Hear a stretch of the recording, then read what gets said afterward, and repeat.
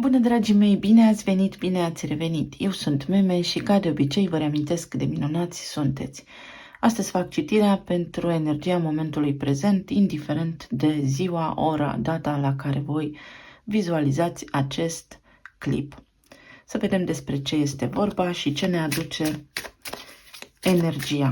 Vă rog, luați de aici doar ceea ce vă servește, ce nu lăsați deoparte. Citirea este colectivă, generală. Sunt suficiente canale pe YouTube unde, dacă nu rezonați cu ce auziți aici, să vă găsiți mesajele potrivite. Vă mulțumesc pentru atenție și să pornim la treabă. Pentru relație, pentru zona profesională și pentru zona medical-emoțională, să spunem. Ce ne aduce energia? Aceasta sau cea de mâine, cum vreți să vă raportați voi, pare a fi o zi în care sunteți activi, puși pe fapte mari. Sau există o nevoie de a rezolva lucruri care nu mai suportă amânare. Bun. La baza energiei, ce ne spune oracolul?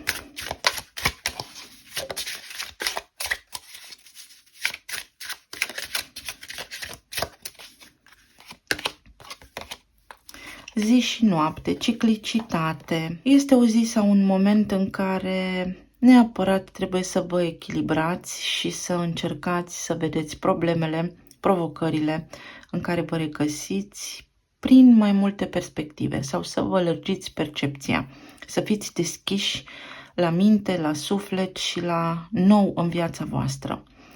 S-ar putea să fiți foarte axați pe un rezultat, dar să vă scape din vedere niște lucruri importante. Energia lunii pare să fie una mai slabă, iar energia zilei s-ar putea să fie axată pe energie masculină.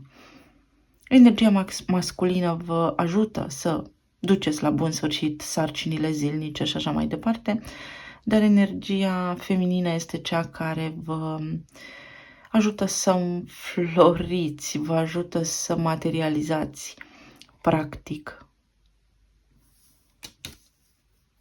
Ciclicitate. Poate vă regăsiți într-o situație recurentă care vă dă bătăi de cap. Există două posibilități prin care puteți soluționa. 11. Liberul arbitru. Veți avea o decizie foarte importantă de luat și trebuie să știți și să fiți conștient sau conștientă sau conștienți de faptul că aveți puterea să luați acea decizie, aveți tot ce vă trebuie la dispoziție pentru a lua decizia potrivită vouă.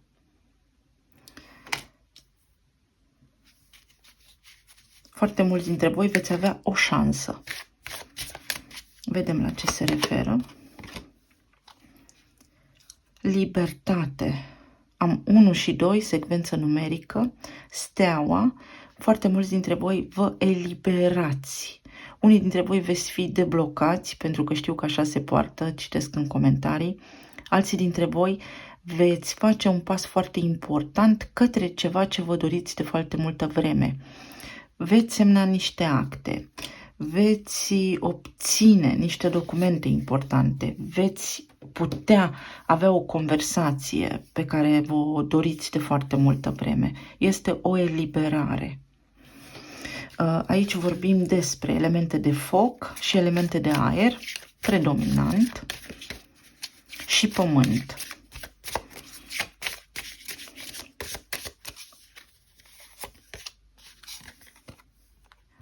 Oh, ce mesaj drăguț!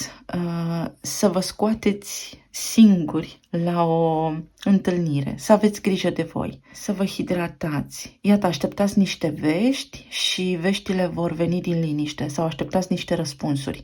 Pentru cei care aveți cunoaștere și interes în zona spirituală, vă pot spune că mesajul pe care voi îl căutați este fix în fața voastră. Răspunsul pe care voi îl căutați este fix în fața ochilor voștri.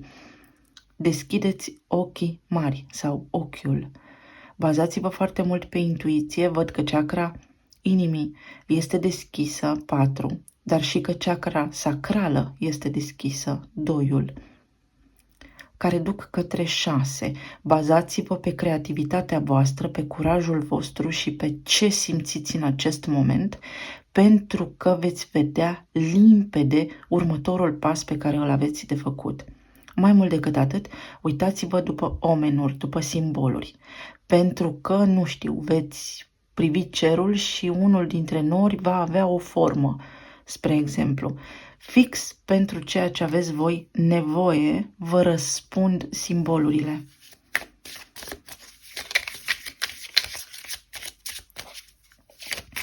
Încercați să nu căutați în exterior sfaturi, ci în interior, în voi înșivă. Pana, fulgul, 26. Să cugetați bine înainte de a lua o decizie. Aici mesajul spune: gândește înainte de a judeca. Poate ați fost judecați pe nedrept. Poate vă bazați în rutina voastră, în viața voastră acum pe ceva ce voi credeți, dar percepția vă este limitată. Nu vedeți ambele părți ale problemei. Nu aveți acces la informația pe care o dețin ceilalți. Drept urmare, încercați să vă aliniați la intuiția voastră pentru că aveți răspunsul în față, fix în față. La zona de relații avem comunicare, iată, vorbeam mai devreme exact despre asta, 8 de bâte, 7 de cupe, regina de cupe, 8 de monede. Cineva visează cu ochii deschiși la voi aici, în timp ce lucrează. Cineva care este la depărtare de voi, în izolare, cineva care este retras în acest moment, cumva cu spatele la voi, adică își vede de viața sa, visează cu ochii deschiși la voi și ar pune mâna pe telefon exact acum, în timp ce vorbim, să vă scrie. Este ca și când scrie și șterge sau se uită frecvent la telefon cu gândul că poate primește un mesaj. În mod evident, nu pentru toată lumea se va aplica, dar energia asta spune: cineva ar vrea să-ți scrie, dar nu este convins pe deplin, sau cineva ar vrea să vorbească cu tine, dar nu este convins pe deplin de acest lucru și în această etapă, în acest moment, visează cu ochii deschiși în timp ce își vede de viața sa. Văd emoție, cineva nu vă spune ceea ce simte, nu vă spune adevărul în legătură cu sentimentele sale, dar este cineva care caută afirmare, caută să-și clădească un rol, un sens, un cel. Construiește, cineva construiește o viață mai bună, poate, sau o carieră mai bună, o casă, de ce nu?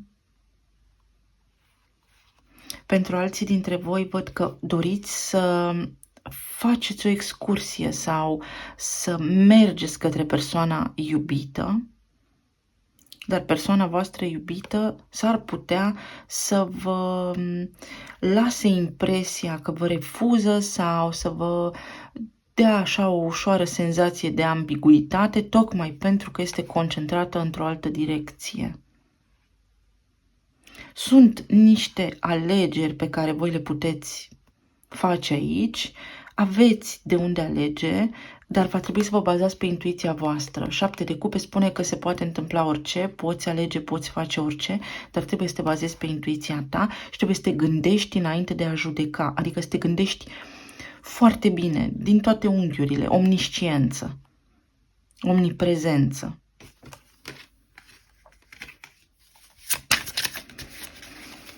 Ce este cu 8 de bâte aici? 7 de cupe. Hai, ce amuzant. Cineva visează, cineva este cu gândul la voi, visează cu ochii deschiși. Ar vrea și n-ar vrea să vă caute, ar vrea și n-ar vrea să vă scrie.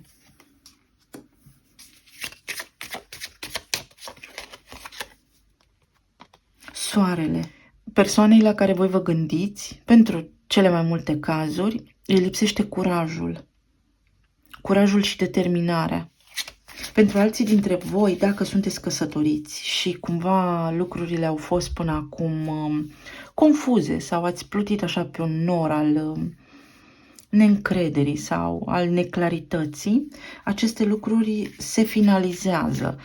Partenerul vostru de viață a fost reținut realmente la serviciu sau preocupat în gând, în suflet, de serviciu, de bani, pentru că are un complex. Asul de monede. Energia spune că există potențial foarte mare, foarte mare, ca foarte mulți dintre voi, dintre aceia care sunteți separați, să vă puteți apropia de partenerul vostru, să puteți discuta cu persoana voastră iubită în curând. Este o rescriere aici. Am 10 flori în jurul acestui as de monede, 10 flori, o rescriere. Aveți puterea, v-am spus mai devreme, aveți puterea prin faptul că sunteți regina albină să dați tonul, să emiteți energetic prin 7 de cupe ceea ce vă doriți, pentru că nici voi nu sunteți împăcați sau nici voi nu știți exact ceea ce vă doriți. Cumva simțiți iubire, dar pe de altă parte, dacă ați povesti cuiva situația în care vă regăsiți, ați folosi cuvinte care nu vă aliniază la manifestare. A făcut, a zis, a plecat. M-am făcut înțeleasă. Iar acest lucru nu vă ajută. Ori spuneți, da, ce a fost, eu vreau, accept situația așa cum este, ori mai aveți de așteptat. Înalta preoteasă. Persoana la care vă gândiți voi posibil să aibă niște provocări la serviciu sau cu banii despre care voi să nu știți și tocmai de aceea nu sunteți în contact sau nu există o apropiere foarte bună în acest moment între voi doi. Pentru alții dintre voi vă temeți că, neștiind nimic de foarte multă vreme, necomunicând cu această persoană, poate avea pe altcineva. Însă aici energia spune că în acest moment persoana la care vă gândiți voi clar construiește ceva. Este axată pe partea materială, este dedicată vieții profesionale, indiferent ce înseamnă asta, sau banilor. Are nevoie de bani sau își construiește un viitor mai bun. Iar acest lucru vouă nu vă este vizibil și atunci percepția voastră, fiind limitată doar la bucata voastră de adevăr, nu vă lasă să vedeți mai mult de atât și faceți presupuneri care vă încurcă. Tocmai de aceea s-a dublat 7 de cupe și tocmai de aceea aici cartea vă spune așa, cartea Fulgul. Situația este mai ușoară decât pare și mai simplă. Nu mai proiectați idei, concepte, gânduri care pot să vă încurce materializarea, ci aveți încredere în intuiția voastră că ceea ce trebuie să se întâmple, se întâmplă. Pajul de monede.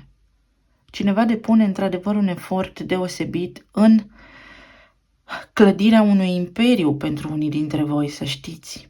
Cred că persoana la care unii dintre voi vă gândiți are o funcție înaltă sau depinde de niște lucruri financiare sau are o putere de decizie fantastică și atunci traversează o perioadă foarte aglomerată, iar pentru voi pare că nu sunteți importanți. Ba sunteți pentru că se gândesc la voi, dar au un scop foarte bine definit în față și orice abatere i-ar încurca teribil în acest moment. Iar asta vă dă vouă acest sentiment de pustietate, de abandon. Posibil persoana la care vă gândiți voi să fi traversat o situație financiară neplăcută de curând sau să aibă teama că dacă acum se abat de la drumul lor, pierd tot ce au. Și atunci nu-și permit luxul de a se gândi la nimic altceva decât la bani. Iar alții dintre ei să știți că nu au timp. Iată, se dublează din nou 8 de monede. Acest 8 de monede vine și cu o confirmare că dacă știți ce vă doriți și găsiți în voi răspunsul pe care îl căutați, lucrurile vor evolua în direcția potrivită vouă. Da, persoana la care vă gândiți voi construiește ceva, lucrează la ceva foarte important. S-ar putea să aveți de-a face cu oameni care nu pot să vorbească despre ce lucrează la serviciu și atunci să fiți suspicioși. Sau, pur și simplu, știți ce fac ei la serviciu, dar au atenția bine pusă acolo. Pajul de cupe. Așa cum au intenția de a-și clădi un imperiu, au și intenția să se deschidă în iubire. Dar și ei, ca și voi, vedeți, nu vedeți pădurea de copaci. Adică există o energie ușor confuză la nivel de relații, predominant în această zi, când relația este ușor pusă pe pauză, este menținută la nivel mental și sufletesc și cam atât. Intenția de a vorbi sau sentimentele vor lua amploare. Ce v-ar spune acum persoana la care vă gândiți voi? Voi lua 2 cărți ca să acoperim cât mai multe posibilități. Mă tem că te îndepărtezi de mine, că mă lași în spate.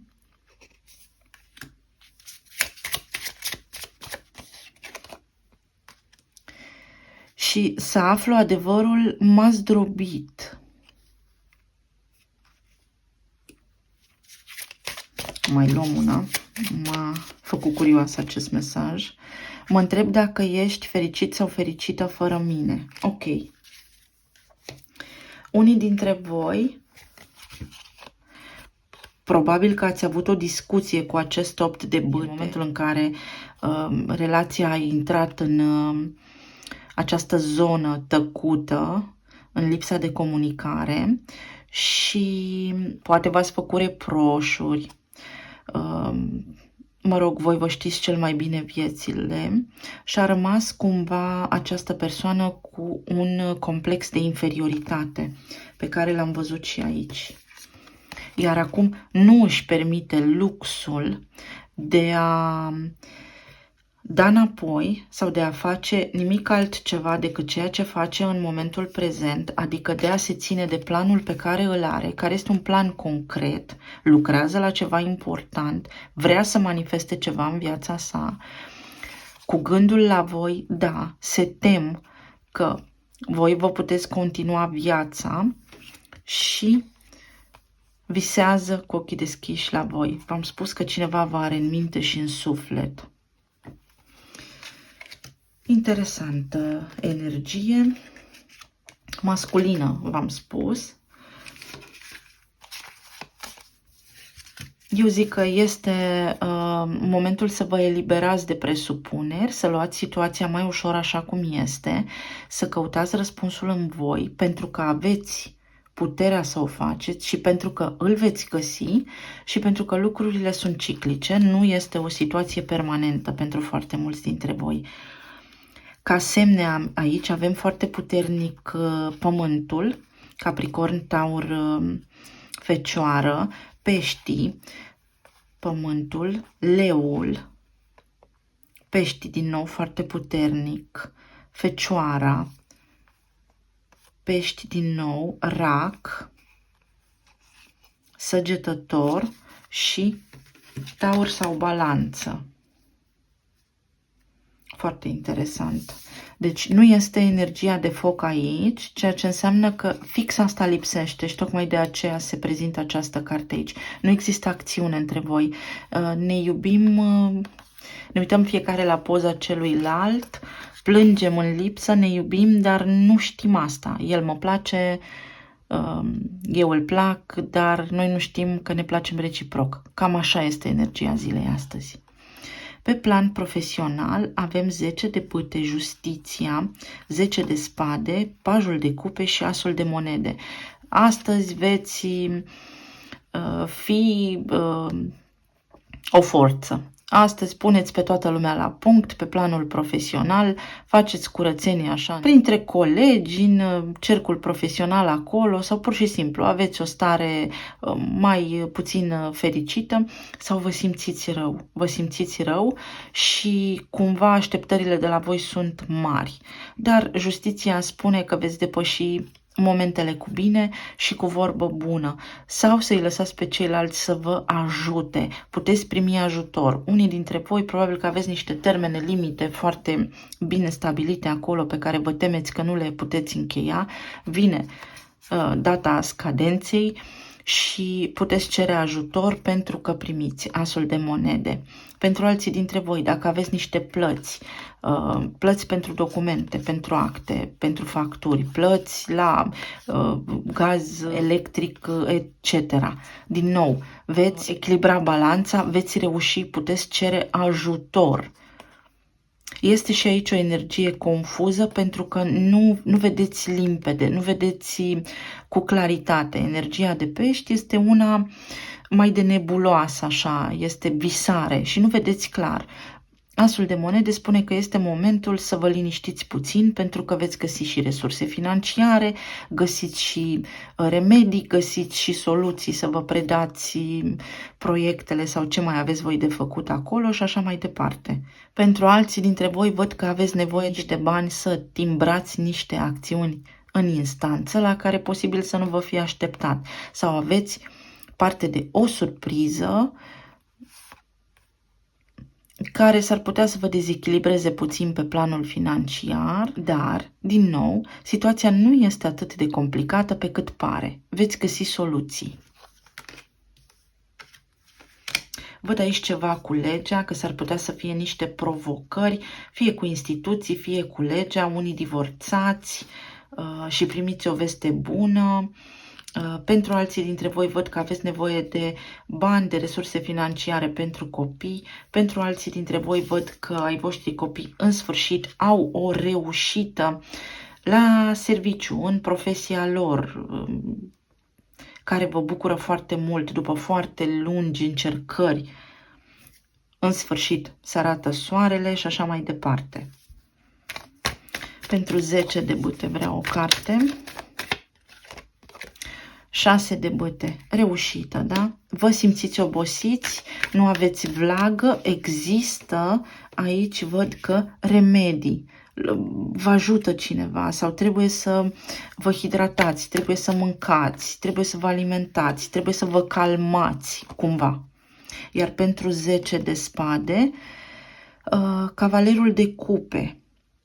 Da, cineva vă va fi alături și puteți să vă descărcați, să vă spuneți oful cuiva apropiat, pentru că veți primi ajutor. Pentru justiția, 4 de monede. Da, se apropie niște termene limită pentru care vă temeți că nu aveți bani. Să știți că aici simt o karmă. Fie nu aveți o relație bună cu banii și trebuie să reparați acest lucru, fie datorați cuiva niște bani sau fie voi așteptați niște bani care vi se cuvin de undeva și în sfârșit îi primiți. Așa, pe plan emoțional, dar stați să vă spun și aici semnele. Avem săgetător, gemeni, balanță, leu foarte puternic, toate semnele de pământ, pești, scorpion și taur. Pe planul emoțional sau la sănătate, wow, 9 de bâte, luna, lumea și împărăteasa sau regina albină, da? Venus, Venus, cineva cu Venus în rac, dacă vă știți harta, sau cu Venus în săgetător. Poate fi aici. Aici iese la suprafață ceva pentru care ați luptat mult, ați căutat adevărul foarte mult, se clarifică o situație care avea atașată lângă ambiguitatea, vă eliberați de tristețe, depășiți o situație care v-a rănit sau ajungeți la niște concluzii. Este Racul aici, Săgetătorul, Taurul, Balanța. Ceva se închide organic. Scuze, domnilor, dar eu văd și spun, pentru că până la urma urmei sănătatea și anatomia ne privește pe toți. Unele dintre dumneavoastră, doamnelor, aveți bătăi de cap cu menopauza și este important să aveți foarte mare grijă la hormoni, la tiroidă, foarte mare grijă, pentru că vă simțiți rău. Deci văd acest lucru. Altele sau alții dintre voi văd că aveți palpitații, nu le luați în seamă, dar ar trebui să fiți atenți la sănătatea voastră. Alții dintre voi văd că începeți diete care, da, pot da rezultate foarte bune acum dacă vreți să pierdeți kilograme. Iar alții dintre voi aveți o suferință căreia nu-i dați de cap, nu știți de unde vine, veți afla. Lumea spune că veți afla, că veți găsi cauza și că veți fi liniștiți. Împărăteasa aduce și vindecare, aduce și comunicare, aduce și personal calificat în viața voastră care să vă ajute, să vă susțină și așa mai departe. Dar din nou mă întorc la cartea Gândește și nu judeca, nu vă faceți scenarii. În momentul în care vă gândiți că sunteți bolnavi și dacă nu sunteți, vă îmbolnăviți. Noi ne îmbolnăvim singuri. Pentru 9 de bâte prea o carte. 7 de monede. V-ați săturat de o așteptare, dar să știți că, da, vă văd că traversați o situație care persistă de ceva vreme.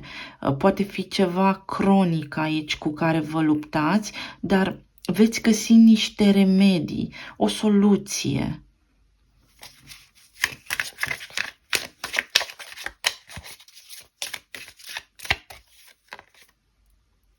Patru de spade.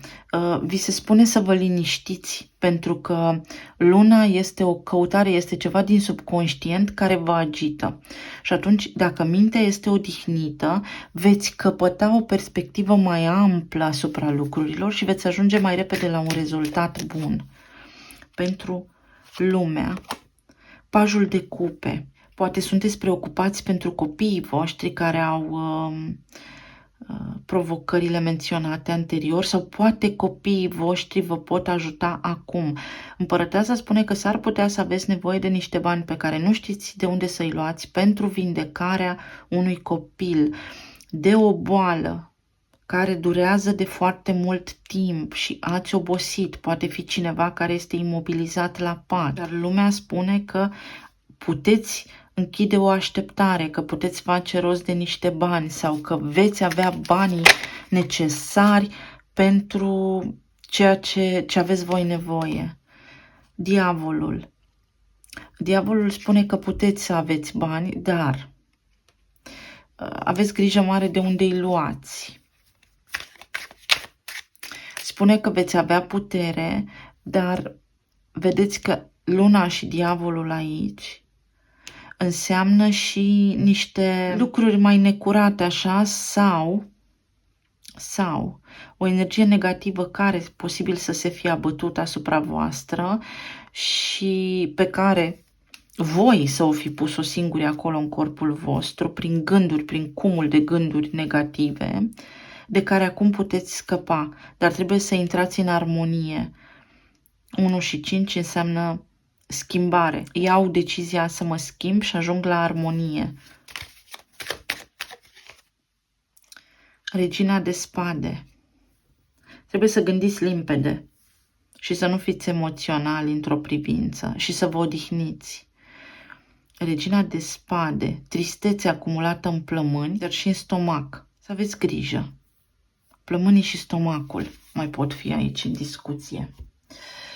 Așa, aici ca semne astrologice avem așa: Taur, Balanță, Săgetător, Rac, Fecioară, Pești, Capricorn, Gemeni, Vărsător.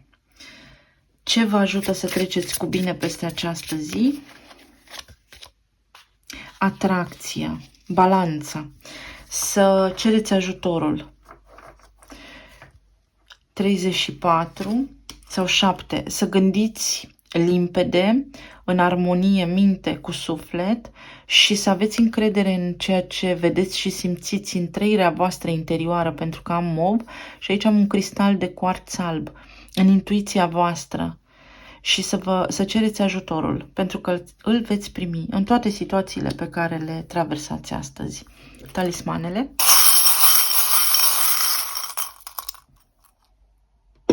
Am auzit cuvântul conferință, nu știu ce legătură are, poate cineva rezonează.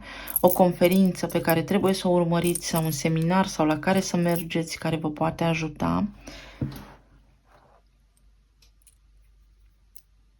Avem Fecioară, clar niște implicații medicale aici, sau Fecioara mai înseamnă și contabilitate, bilanțul și șoricelul, bilanțul care îmi dă cu virgulă, nu iese bine, dar se rezolvă. Am trifoiul cu 4 foi, se rezolvă, totul se va balansa, se va echilibra și veți primi niște mesaje în această direcție, trebuie doar să vă liniștiți. Aici spune it is what it is, este ceea ce este. Nu căutați să înțelegeți, să luați problema pe toate părțile, pentru că vă îndepărtați de rezultat, ci liniștiți-vă pentru a vă vindeca, liniștiți-vă pentru a vă apropia de țelul vostru, de soluția voastră potrivită. Iubire, fiți blânzi cu voi, pentru că situația se transformă. Iată, înțelepciune, cineva din semn de aer puternic, energie multă de aer, mentalul colectiv vă poate încurca. Trebuie să fiți înțelepți, veți găsi soluții, v-am spus. Există o acțiune care vă bucură aici. Am un 2 și un 4, sau un 42 sau un 6.